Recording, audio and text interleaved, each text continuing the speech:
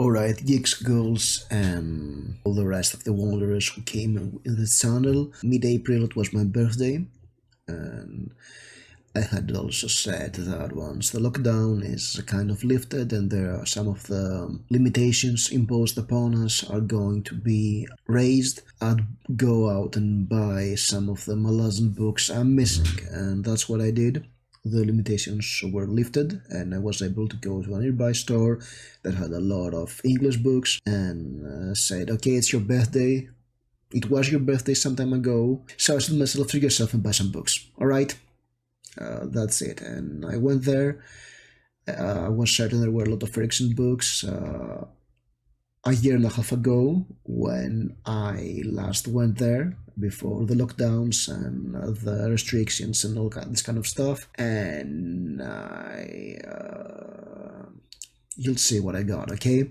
Before I get there, let me tell you about an indie book I got recently that looks quite cool. It's a book called Unplugged by J.B. Taylor. The author asked for a shout out for the book and I checked it out. It looked cool. I snatched it at some point, and let me tell you about it's part one of a duology, so it's only two books. That's all for the story. It's about Zendaya Femgood that carries a secret. The world around here is a lie. It's a digital prison for the mind, so I guess it's sort of like a matrix or something. She wants to escape capes and she gets into scorched earth or something.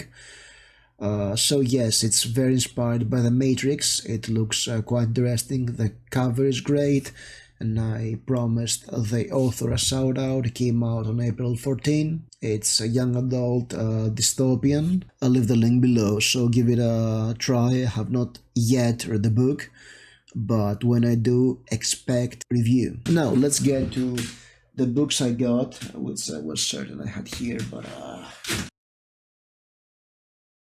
So, Malazan wise, I was planning to get some of the Esselman books as well as the prequels of Malazan Book of the Fallen by Steven Erikson, the Carcanos trilogy. I got this one, Fall of Light by Steven Erikson, book 2 of the Carcanos trilogy. I still don't know book 1. I was planning to get both of them because maybe I should read them in between the Malazan books. I mean, they're kind of short for a Malazan book. I mean, this one is only 1,000 pages long, 1,100 pages long. It's a joke. It's a joke for a Malazan book. Or maybe after I finish the Malazan books, I can read those books. And I want to have it back there, okay? I'll read the books. I'll keep the books. So yes, I want to keep a place for them because at this point I'm kind of like trying to read through my bookshelves and maybe unhold some books I don't want and find a permanent spot for other books I want to keep. So I want to have these books, and that's the only one I got. I asked, will you get the first one, Forge of Darkness? And they said, yes, we have ordered that, but we're not sure when it's coming because of COVID and because of Brexit. Because yes, that's why I'm not ordering books off the internet. I'm not sure they'll come or when they'll come. So that's a bit of a bummer. Thank you very much, UK. Thank you for screening our book reading. But then again, I have enough time to, to get some of those books read and out of here. Let's see what other books I got, because yes, just one book, it was a bummer. And let me tell you what, if it was another time, I'd do what I normally do. Just found my way throughout all the bookstores in Athens that have fantasy books that are in English, because there has been no translation of Malazan except for the very first book, Guards of the Moon. Let me show you the cover of the book in Greek, and you can see why it didn't sell at all. It's not about the book, it's about the cover.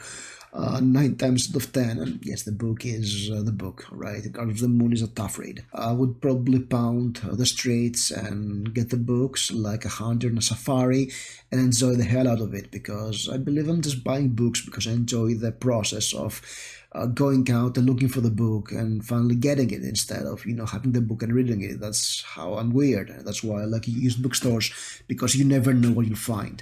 But since I want to get books and not COVID, I decided to just stay there and get some more books. So I got Lovecraft Country. I have watched the first episode of the series. I'm kind of sad that it's the series cover of the book, but whatever. I just want to read this book because the series looked interesting and I want to read the book before going there. That's why I got it. I've heard very good things about it. I love the idea of Cthulhu meets racism in America in the 50s. It's quite a good concept. And yes, you can expect a review for this book very soon. I mean, it's probably one of the next books I'm reading after I'm finishing with a reread of Memories of Ice, which I have not started yet. Then I got Daniel Case, Flowers Fall Algernon. It's about a person, Charlie Gordon, who has a very low IQ, and he is subjected to an experiment that will increase his IQ. And I keep hearing about this book for years, how good it is, how it made everybody who read it cry, and I'm like, yes, I want to read this one. I haven't got it all those years because there was always another shiny book I wanted to get. And I said, well, you know what? It's very slim.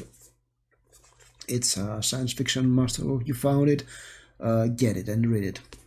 Alright, that's the whole idea.